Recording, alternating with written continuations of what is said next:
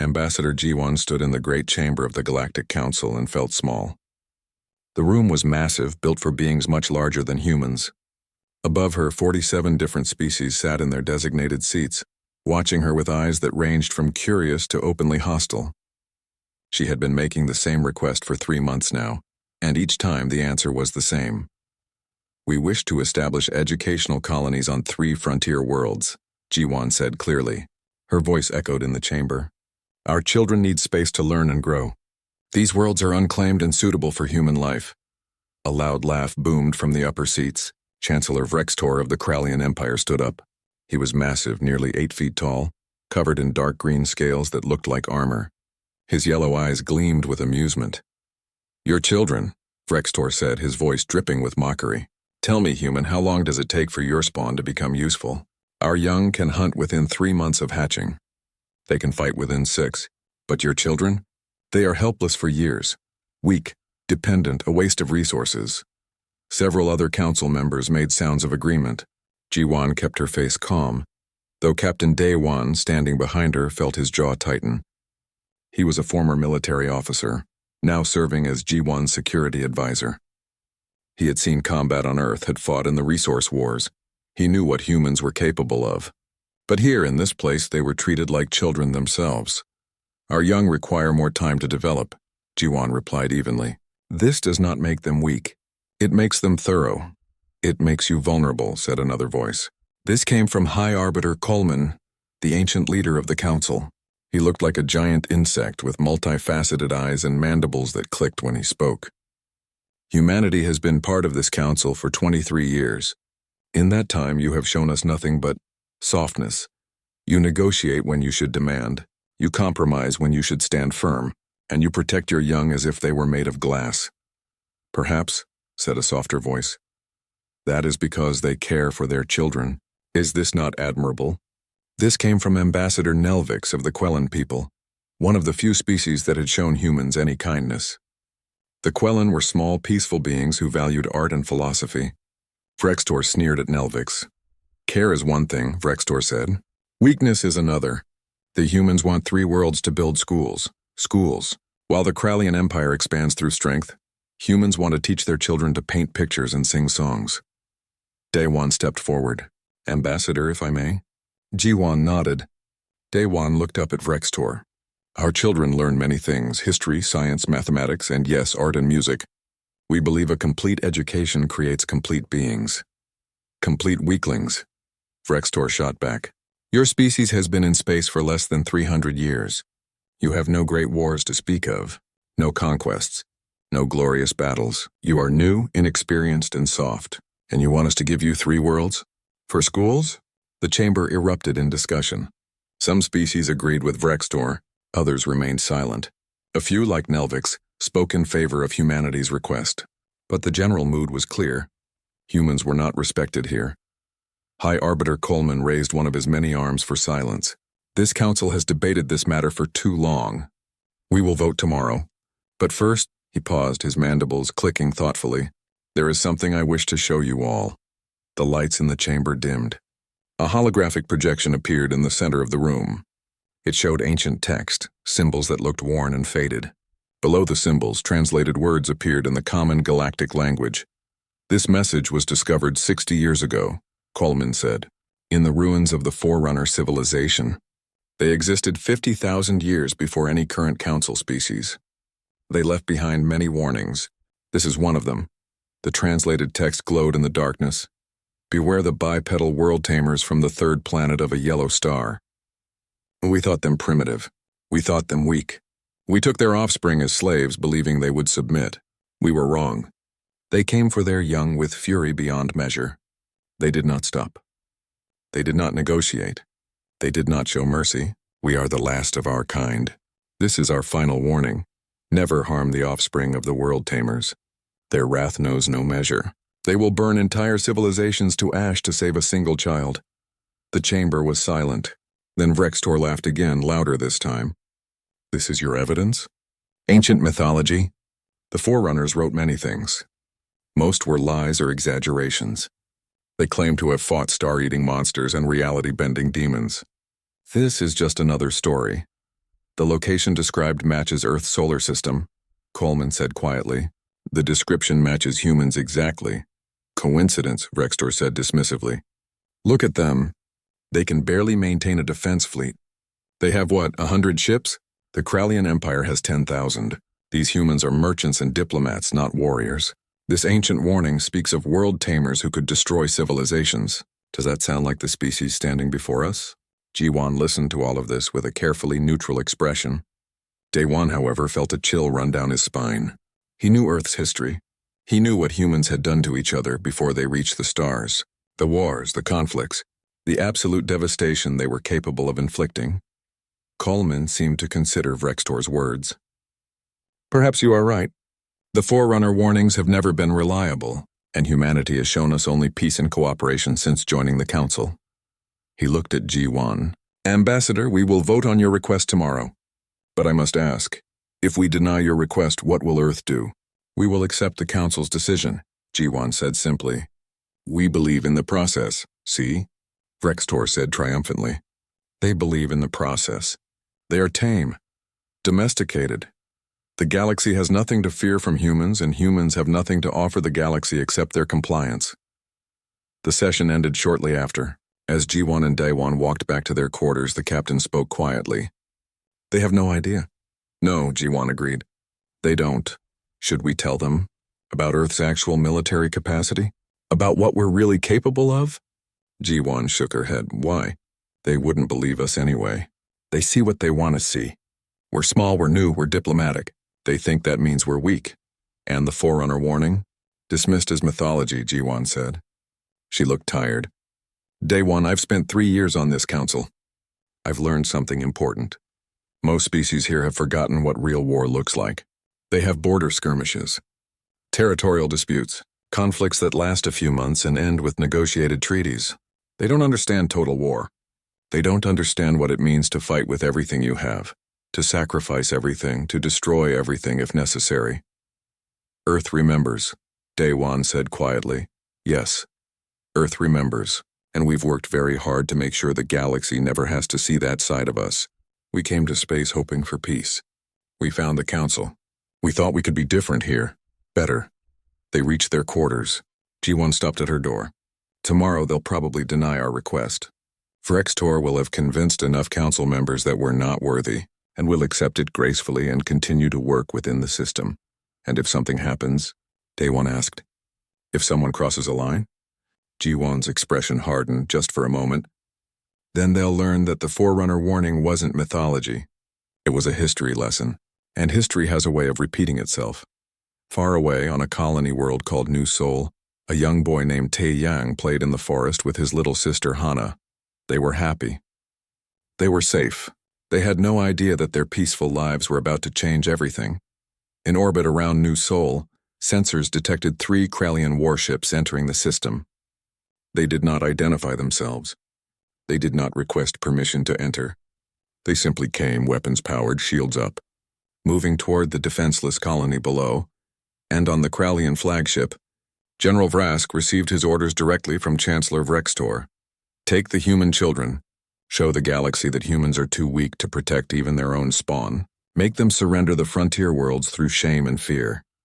The first rule of the galaxy was about to be broken, and the galaxy was about to remember why that rule existed. The morning sun rose over New Sol, painting the sky in shades of orange and pink. Tae-Yang woke up early, excited for the day ahead. His teacher, Dr. Minseo, had promised to take the class on a nature walk through the forest preserve. At 8 years old, Tae-Yang loved exploring. His little sister Hana, who was 6, had begged to come along too. Their parents, Hyunwoo and Sunhee, agreed. It was supposed to be safe. New Sol had been a colony for 5 years now, and nothing bad had ever happened. Commander Kyung-ho's small security force kept watch, but mostly they dealt with minor problems. Wildlife control, equipment malfunctions, normal colony issues. Tae-Yang and Hana walked to school with their mother. The settlement was small, maybe 3,000 people, mostly families. Everyone knew everyone else. It felt like a village back on Earth, peaceful and comfortable. Dr. Minseo greeted her students with a warm smile. She was young for a teacher, enthusiastic about everything related to science and nature. 23 children gathered in the classroom, ranging from age 5 to 12. They chatted excitedly about the day's adventure. "Remember to stay together," Dr. Minseo said as they headed into the forest. "And keep your communicators on." In orbit, the 3 Krallian warships moved into position. They were sleek, deadly vessels, each carrying 500 soldiers. General Vrask stood on the bridge of the flagship, looking at the peaceful colony below. He felt nothing but contempt. These humans had built their little settlement with minimal defenses. A few energy barriers, some basic sensor equipment, a security force of maybe 50 people. "They're not even trying to protect themselves," his second-in-command observed. "Because they think they're safe," Vrask replied. "They think the Council will protect them. They think their diplomacy and their rules will keep them safe. Today we teach them otherwise." The attack began without warning. Krallian ships descended through the atmosphere, weapons blazing. The colony's shields lasted less than 5 minutes. Commander Kyung-ho scrambled his security force, but they were hopelessly outnumbered and outgunned. Human security officers fought bravely, but Krallian soldiers were bigger, stronger, and better equipped. The bombardment lasted 30 minutes. Just enough to break the colony's spirit, to show them resistance was futile. Then the Krallian troops landed. 700 soldiers poured into the settlement, moving with military precision. Hyunwoo heard the explosions from his workplace at the engineering center. He ran toward the school, his heart pounding. Sun-hee was already there, having heard the attacks. She grabbed other parents, trying to organize an evacuation. But the Krallians had surrounded the school. Dr. Minseo and her students were still in the forest when the attack began. They heard the explosions, saw the smoke rising from the settlement. Dr. Minseo immediately activated her emergency communicator. "This is Dr. Minseo. I have 23 children in Sector 7 of the Forest Preserve. Requesting immediate evac." The communication cut off, jamming. The Krallians had blocked all transmissions. Dr. Minseo looked at her students. Taeyang held Hana's hand tightly. The other children looked scared. "Listen to me," Dr. Minseo said, keeping her voice calm. "We're going to go back to school. Stay together. Stay quiet. Everything will be okay," but it wasn't okay. As they approached the edge of the forest, they saw Krallian soldiers patrolling the streets. Dr. Minseo tried to lead the children around them, back toward the school through a different route. They almost made it. A Krallian patrol spotted them. 6 soldiers, each standing 7 feet tall, armored in dark metal that looked like their natural scales. They moved toward the group of children. Dr. Minseo stepped in front of her students. "These are children," she said firmly. "Non-combatants." Under council law, the lead Krallian soldier hit her. Not with his weapon, just with his hand, but it was enough to send Dr. Minseo sprawling. She tried to get up, blood running from her mouth. The soldier hit her again. "Stop," Taeyang shouted. He ran forward, trying to help his teacher. Hana screamed. The other children backed away in terror. The Krallian soldier looked at Taeyang with cold, reptilian eyes. Then he spoke into his communicator. "Found a group of juveniles. 23 of them. Bringing them in." Dr. Minseo tried one more time to stand. "Please, they're just children." "That's the point," the soldier said. He gestured to his team, and they began herding the children toward a transport vehicle. Throughout the settlement, similar scenes played out. Krallian soldiers specifically targeted children, not killing them, taking them. 53 children in total were rounded up, placed in transport vehicles, and flown to the flagship in orbit. The youngest was 4 years old. The oldest was 12. Parents fought desperately. Hyunwoo managed to reach the transport holding Taeyang and Hana, but 4 Krallian soldiers stopped him. He fought like a man possessed, actually managing to hurt one of them before they knocked him unconscious. Sun-hee was held back by more soldiers as she watched her children disappear into the sky. Commander Kyung-ho made a desperate transmission before his communication center was destroyed. Just 3 words, broadcast on the emergency channel. They took children. Aboard the Krallian flagship, Taeyang and Hana were locked in a cargo hold with the other captured children. The older kids tried to comfort the younger ones, but everyone was scared. A 12-year-old girl named Bora took charge, organizing the children, keeping them calm. "Are they going to kill us?" a small boy asked. "No," Bora said, though she wasn't sure. "They wouldn't have bothered taking us if they wanted to kill us." Taeyang held Hana close. His sister was crying softly. He was scared too, but he tried to be brave like his father had taught him. He looked around the cargo hold, memorizing details. The door, the walls, the guards outside. He didn't know why he was doing this. Just instinct. On the council station Nexus Prime, Ambassador Ji-Wan was in a routine meeting when Captain Daiwan burst in. His face was white. He held a datapad with trembling hands. "New Sol," he said. "Krallian attack, Ji-Wan, they took the children." The room went silent. Ji-Wan took the datapad. She read the report 3 times, her face becoming absolutely still. Then she watched the attached video. Footage from security cameras. Krallian soldiers herding children into transports. Parents being beaten back, Dr. Min Seo being struck down. A little girl crying for her mother. When Ji-Wan looked up, Daewon barely recognized her. The diplomatic mask was gone. What remained was something cold and terrible. "Call an emergency council session," she said quietly. "Now." 30 minutes later, Ji-Wan stood before the Galactic Council again. This time she didn't ask permission to speak. She simply activated the main display and showed the footage from New Sol. 47 species watched in silence as children were taken. Some council members looked uncomfortable. Others seemed confused. Chancellor Vrextor stood up. "A military action against a colony in disputed territory. Unfortunate, but—" "You took our children," Ji-Wan interrupted. Her voice was quiet but cut through the chamber like a blade. 53 children. The youngest is 4 years old. "We took hostages," Vrextor said calmly, "to ensure compliance. Your colony sits on land the Krallian Empire has claimed. Surrender those 3 frontier worlds and your spawn will be returned unharmed. Refuse and, well, these things happen in war." "We are not at war," Ji-Wan said. "You are now," Vrextor replied with a smile, "unless you surrender. You have 48 hours. High Arbiter Coleman tried to intervene. Chancellor, this action violates numerous council protocols. The taking of juveniles as hostages is expressly forbidden. By council law," Vrextor said. "But council law only matters if someone enforces it. Can you enforce it, Arbiter? Will you send your fleets against the Krallian Empire?" He looked around the chamber. "Will anyone?" Silence. The council species looked at each other. Nobody moved. Nobody spoke. Ji-Wan looked at them all.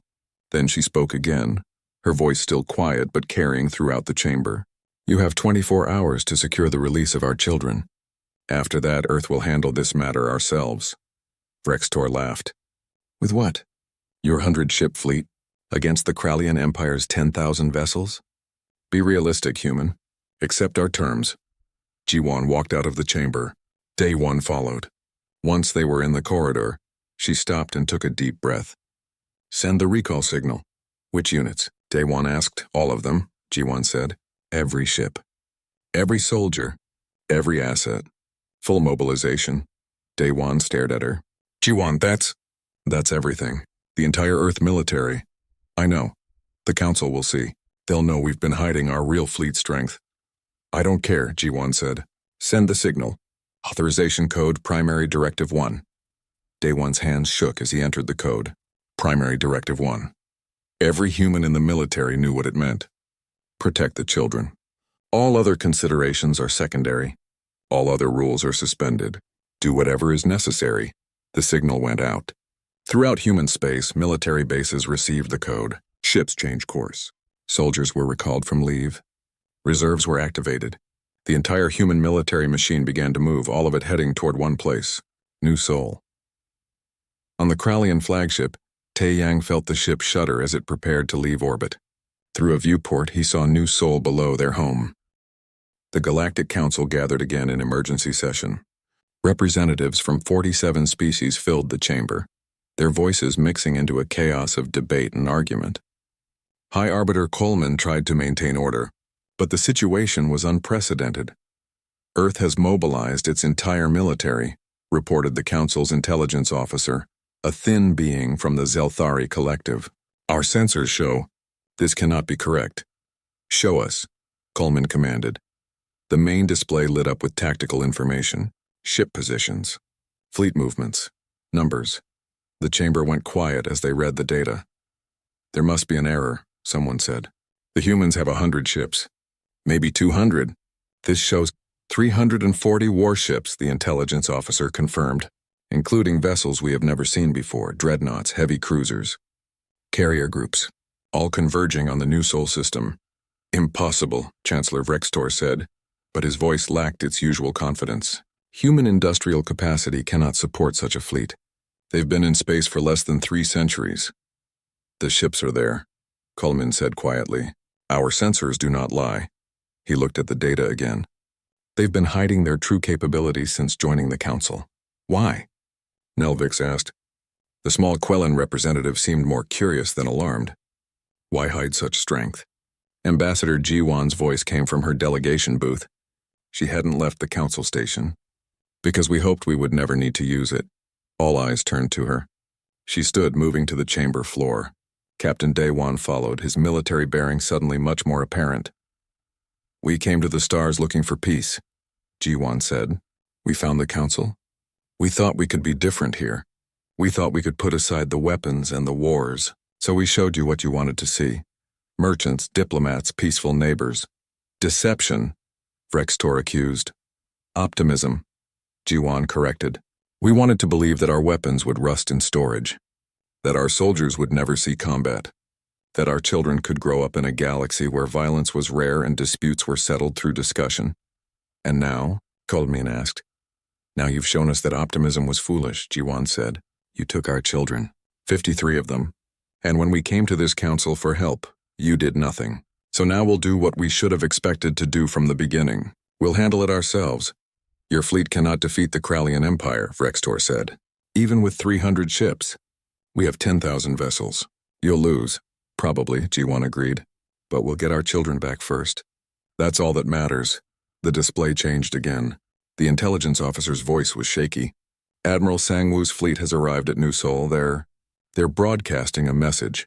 The message played throughout the council chamber. Admiral Sangwoo's voice was calm and cold. Attention, Krallian forces. You have taken 53 human children. You will return them within 1 hour. This is not a negotiation. This is not a threat. This is information. Return the children or we will take them back. On the command deck of the Krallian station near New Sol, Chancellor Vrextor watched the human fleet approach. 340 ships. It was impressive. More than he expected, but his forces in this system numbered over 800 vessels. The humans were outnumbered more than 2 to 1. They're bluffing, he said, trying to intimidate us with numbers. His military advisor, an old soldier named Krextal, was not so sure. Chancellor, I recommend we consider their demands. Taking juveniles. It has upset the entire council. This could damage our standing. Our standing? Vrextor spun on him. We are the Krallian Empire. We take what we want. These humans have disrespected us with their weakness for too long. Today we teach them their place. He activated the communication system. Human fleet, your demand is rejected. Surrender now or be destroyed. The response came immediately. Acknowledged. You have made your choice. What happened next would be studied in military academies for the next 2 centuries. The human fleet didn't wait. Didn't warn again. Didn't posture or maneuver. They simply attacked. Human dreadnoughts opened fire at maximum range. Their weapons were different from Council standard designs. Railguns that fired projectiles at relativistic speeds, missiles with warheads that used principles the Krallians had never seen, energy weapons that cut through shields like they weren't there. The Krallian fleet scrambled to respond. They outnumbered the humans. They had superior positioning. But within 10 minutes they realized something was wrong. The humans fought differently. Krallian doctrine called for organized battle lines. Shield-to-shield combat, gradual pressure. The humans ignored all of that. Human ships dove into Krallian formations, accepting damage to deliver close-range strikes. They used their own vessels as shields for other ships. They took risks no council military would ever approve. One human dreadnought, the Inchen's Hammer, had its entire port side blown off. Instead of retreating, it accelerated toward a Krallian battlecruiser and rammed it, destroying both ships. They're insane, a Krallian commander shouted over the communication net. They're ramming us! Krextal watched the battle displays with growing horror. They're not insane. They're desperate. No, not desperate. They're committed. Completely committed. To what? Vrextor demanded. To getting their children back. No matter the cost. On the council station, the representatives watched the battle in stunned silence. The humans were taking terrible losses. 20 ships destroyed in the first hour. 30. 40. But they weren't retreating, and the Krallian losses were even worse. For every human ship destroyed, 2 Krallian vessels went down. "This is not how civilized species wage war," someone said. "This is not civilized war," G1 replied quietly. "This is total war. This is what humans do when everything else fails." Nelvix looked at her. "How many wars has Earth fought? Against each other?" G1's voice was tired. "Thousands. We've been killing each other for our entire history. We got very good at it." "But you seem so peaceful," Nelvix said. "We are peaceful. Now. Because we learned what war costs. We learned it the hard way over and over again. We came to space hoping to leave that behind."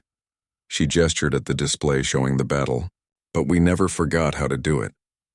In the new Sol system, Admiral Sangwoo stood on the bridge of his flagship, the Sol's Fury. He watched his ships taking damage, watched good people dying. Each loss hurt, but he kept his voice steady as he gave orders. Third Fleet flanked their left side. 7th Squadron, cover the assault transports. All ships maintain pressure. We're here for one reason. Remember what they took. Remember who they took. On the Krallian flagship, General Vrask received an urgent message from Chancellor Vrextor. "Move the human juveniles to the moon base, hide them. If we can't hold them as hostages, they're no use to us." Vrask obeyed, though something about the order bothered him. He had the children transferred to a secret facility on New Sol's moon. 53 children in a converted storage complex guarded by 500 soldiers. It should have been safe. Taeyang felt the ship shudder and change course. Through the viewport, he saw New Sol's moon approaching. The other children were crying. Even Bora looked scared now. They could hear explosions in the distance, though they didn't understand what was happening. A Krallian guard looked at them with something that might have been pity. "You're being moved to a safer location." "Safer from what?" Taeyang asked. "From your own people," the guard said. "They're fighting out there, dying, all for you." "Such waste." Taeyang stood up. He was small, a child, but his voice was firm. "They're not wasting anything. They're coming for us, because that's what families do." The guard laughed. "Families. Weakness. If Krallian spawn were taken, we would negotiate, trade, find the logical solution. But humans? You burn everything down for your young ones. It makes no sense." "It makes perfect sense," Bora said quietly. "If you don't understand it, that's why you're going to lose." Meanwhile, far from New Sol, a civilian cargo ship called the Morning Grace changed course. Its pilot was a man named Dong Hyun. He was an engineer, not a soldier, but he was also Taeyang and Hana's uncle. When he heard about the attack, he didn't wait for orders.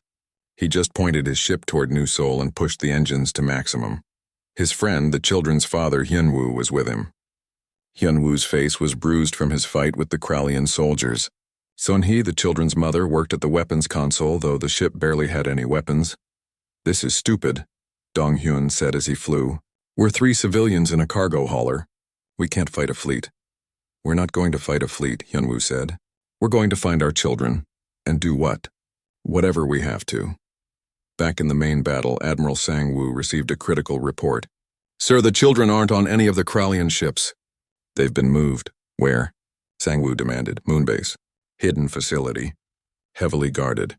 Sangwoo made his decision instantly. "Major Yujin, prepare your orbital drop division. You're going in." Major Yujin was the commander of Earth's most elite assault force. 3,000 soldiers trained for the hardest missions. Insertion behind enemy lines, hostile environment combat, high-risk extractions. When other soldiers couldn't do a job, the orbital drop division did it. The drop pods hit the moon's surface like thunder. Major Yujin was in the first wave. Her pod slammed into the rocky ground 50 meters from the Krallian facility. She kicked the door open and rolled out, rifle up, scanning for targets. Around her, 2,977 other soldiers did the same. 23 pods had been destroyed on the way down. Those soldiers were already dead, but the rest were here, and they were ready. The Krallian facility was built into the moon's surface, a converted mining complex with thick walls and limited entrances. Good for defense, bad for escape. The Krallians had chosen this place because it was secure. They didn't realize they had just trapped themselves. "All units advance," Yujin commanded. "Alpha Company, take the north entrance." "Bravo, the east." "Charlie, plant charges on the west wall. We're making our own door." The Krallian defenders opened fire. Energy weapons lit up the gray landscape. Human soldiers took cover behind rocks and in craters. Some fell, but the advance didn't stop. It couldn't stop. Sergeant Unji led her squad toward the east entrance. She was a mother of 2 back on Earth. Her children were safe. These children, the ones inside the facility, were not her own. But she fought for them like they were. Every soldier here felt the same way. A Krallian soldier appeared at the entrance firing a heavy weapon. 3 human soldiers went down. Unji threw a grenade. The explosion rocked the entrance. She charged forward before the smoke cleared, her squad right behind her. Close quarters combat. Brutal and fast. The Krallians were bigger and stronger, but humans fought with a desperation that shocked them. A human soldier would take 3 hits and keep fighting, would grab a Krallian with their bare hands if their weapon was lost, would use their own body as a shield for their squad mates. Inside the facility, Tae Yang heard the explosions getting closer. The walls shook. Dust fell from the ceiling. The Krallian guards looked nervous now. One of them spoke into his communicator. Sector 7. We need reinforcements at Sector 7. The response was static and screaming. Then silence. They're coming, Tae Yang whispered to Hana. She held on to him, too scared to cry anymore. Bora gathered the children into a corner, away from the door. Stay low, she told them. When the door opens, get down and don't move. A small boy, maybe 5 years old, asked, Are the bad people coming? No, Bora said. The good people are coming. Our people. Major Yujin's forces breached the facility in 3 places simultaneously. Alpha Company took the north entrance after 10 minutes of brutal fighting. Charlie Company blew a hole in the west wall with enough explosives to crack the moon's surface.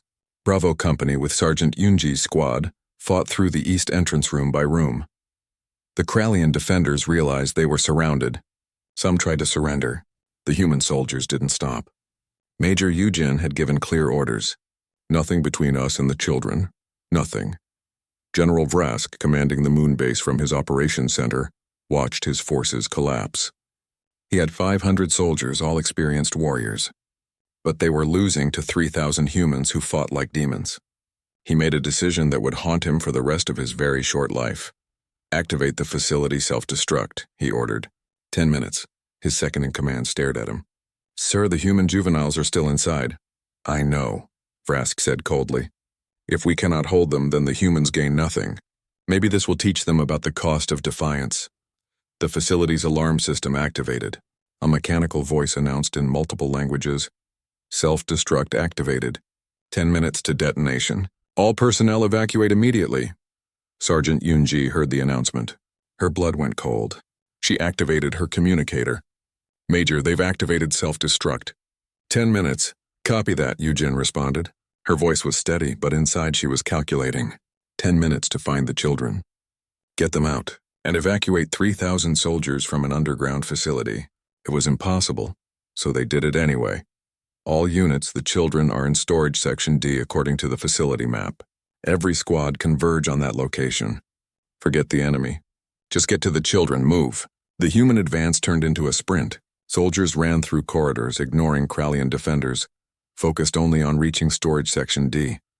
Some Krallian soldiers, hearing the countdown, fled. Others kept fighting. Those ones died. 8 minutes left. Charlie Company reached Storage Section D first. The door was locked, reinforced, built to withstand military-grade explosives. A soldier placed charges anyway. The explosion blew the door inward. Inside, Tae Yang saw human soldiers in armor burst through. One of them, a woman with sergeant stripes, looked around the room until she saw the children. Her face behind her helmet visor showed absolute relief. Children of Earth, Sergeant Yunji said. My name is Park Yunji. We're here to take you home. 7 minutes left. The children stood up. Some were crying. Some were too shocked to move. Tae Yang took Hana's hand. It's okay, he told her. They came for us. Just like I said. Yunji's squad began moving children toward the door. Other squads arrived, each soldier taking 1 or 2 children.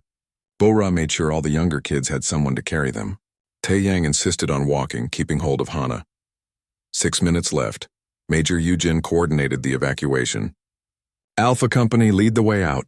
Bravo and Charlie, guard the rear. Delta Company, find the fastest route to the surface. Go, they ran. Soldiers carrying children, moving as fast as they could through the facility's corridors. Behind them, they could hear explosions as the self-destruct sequence began collapsing tunnels. 5 minutes left. A Krallian soldier appeared around a corner, weapon raised. Sergeant Yunji, carrying 2 young children, couldn't return fire. A private named Subin threw himself in front of her. The Krallian shot hit him instead. He went down. Yunji kept moving. Another soldier picked up Subin and carried both him and a child. 4 minutes left. They reached the surface. The moon's gray landscape had never looked so beautiful. But they weren't safe yet. The facility's explosives were huge, designed to collapse the entire mining complex. The blast radius would be enormous. 3 minutes left. Dropships inbound, Major Yujin announced. 2 minutes out. We don't have 2 minutes, someone said. Then we hold for 90 seconds, Yujin replied. Far above, civilian cargo ship Morning Grace entered the moon's orbit. Donghyun saw the human military operation below. He also saw his nephew and niece among the children being evacuated. He pushed his ship into a steep dive. What are you doing? Hyunwoo demanded. Getting close enough for the transporter, Donghyun said. We might not be soldiers, but we can help get the kids to safety. 2 minutes left. The military dropships arrived, descending fast. But there were 3,000 soldiers and 53 children to evacuate. Not enough ships. Not enough time.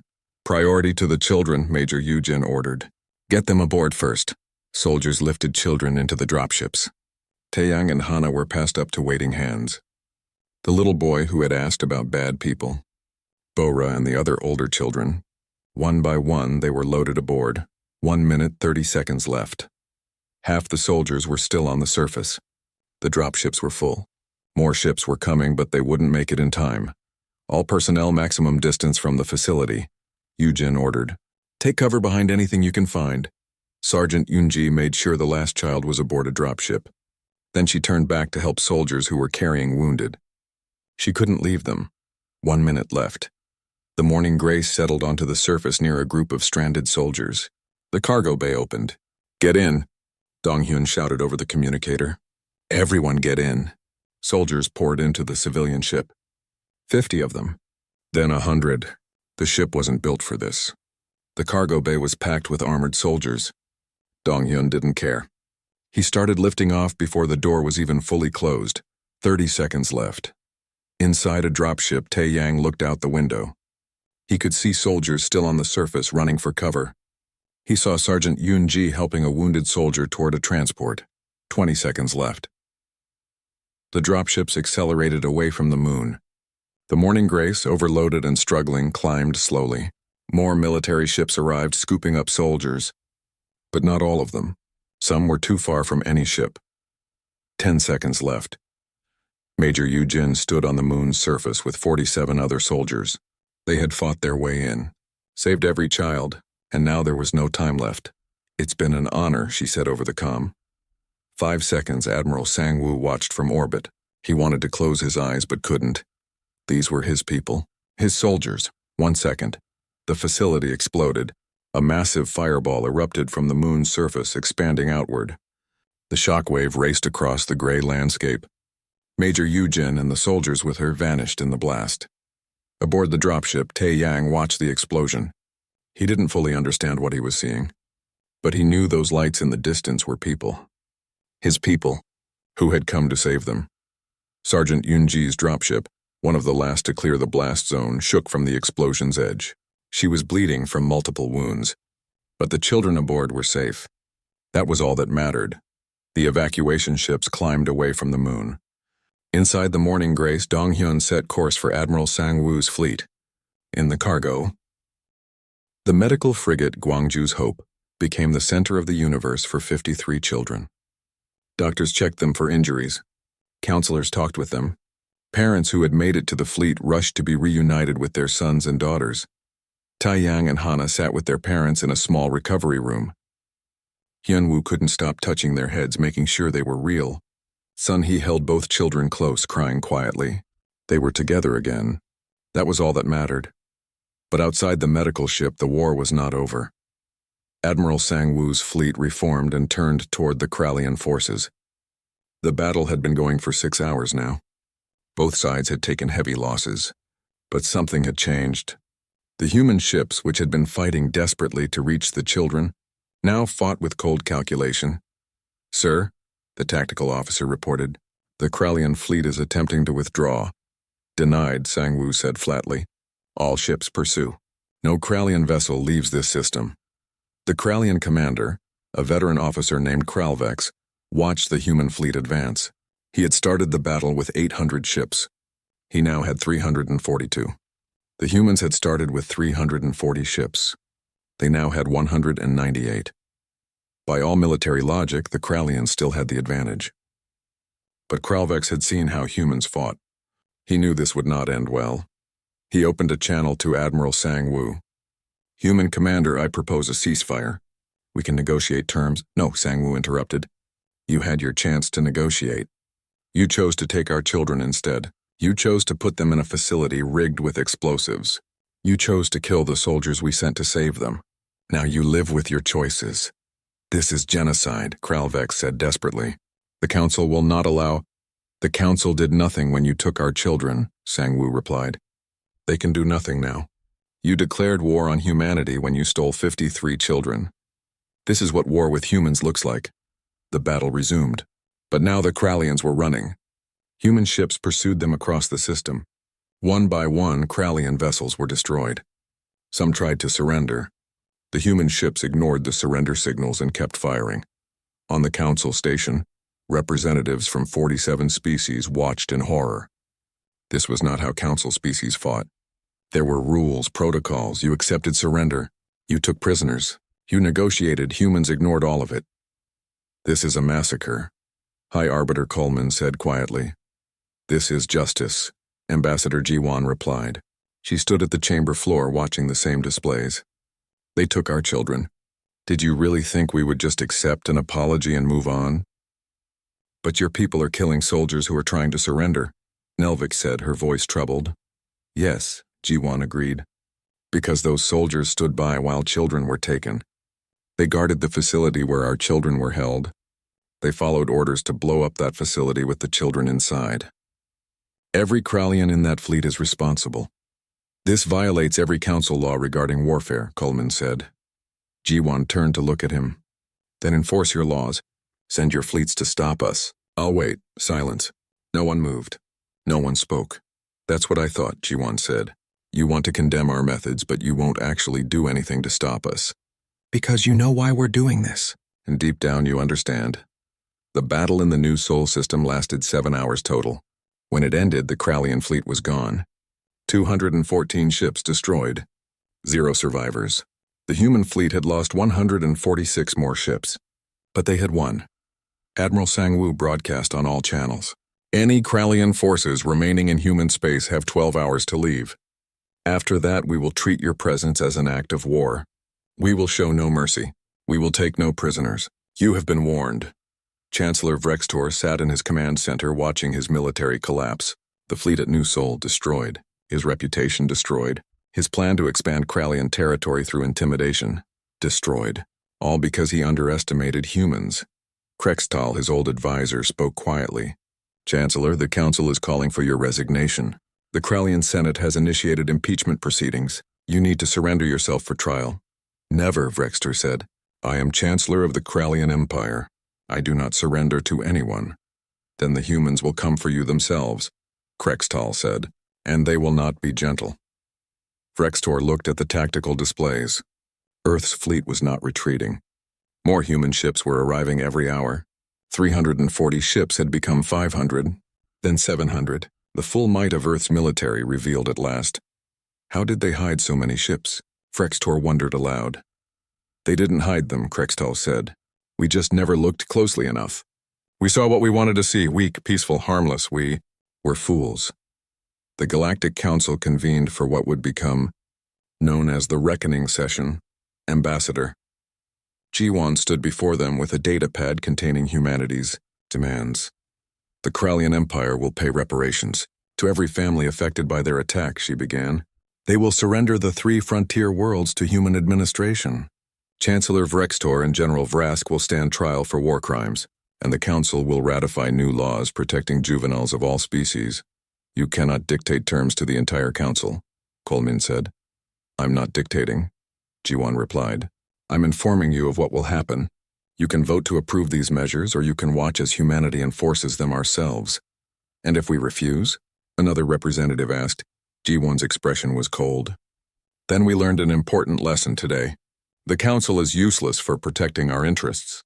We'll withdraw from the council and handle our own security. We'll establish our own territory. We'll enforce our own laws. And if anyone threatens our people again, we'll respond the same way we did today. The chamber erupted in argument. Some species supported humanity's demands. Others claimed Earth was being too harsh. A few suggested expelling humanity from the council entirely. High Arbiter Coleman raised his arms for silence. When the chamber quieted, he spoke. We must vote. But first I wish to say something. He looked at Jiwon. We failed you. When your children were taken, this council did nothing. We hid behind our procedures and our debates while 53 children were held hostage. You had every right to expect us to help. We did not. So now you trust only yourselves. Jiwon nodded slowly. Yes, I do not blame you, Coleman continued. But I ask you to give us one more chance. Let us prove that the council can learn, that we can be better, that we can protect all member species, including humanity. Words are easy, Jiwon said. Prove it with actions. The council voted. The measures passed. Not unanimously, but by a large enough margin. The Krallian Empire would pay. The frontier worlds would go to humanity. New laws protecting juveniles would be enforced. And Earth would be given a permanent position on the Council's Security Committee, with the power to enforce these new laws throughout the galaxy. 3 months later, Chancellor Vrextor stood trial.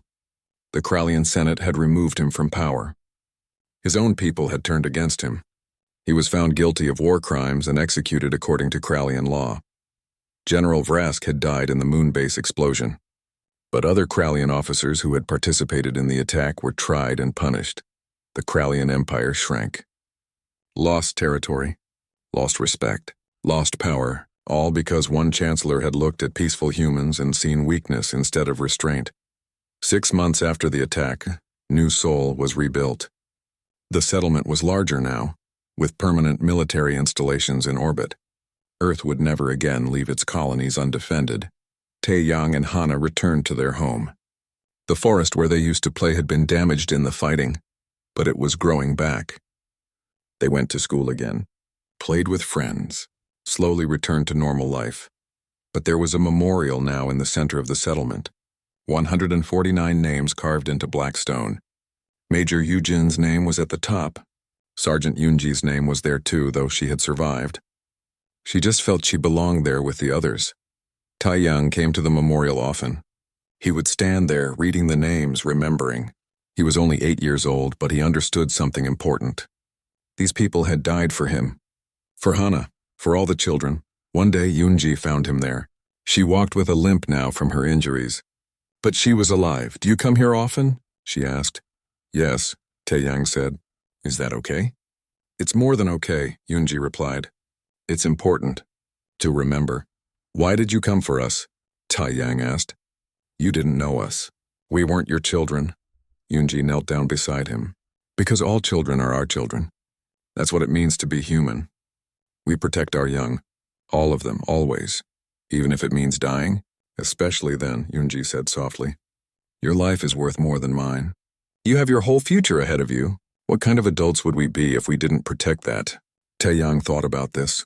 Then he said, when I grow up, I want to be a soldier. Like you, like Major Yujin. Why? Hyunji asked.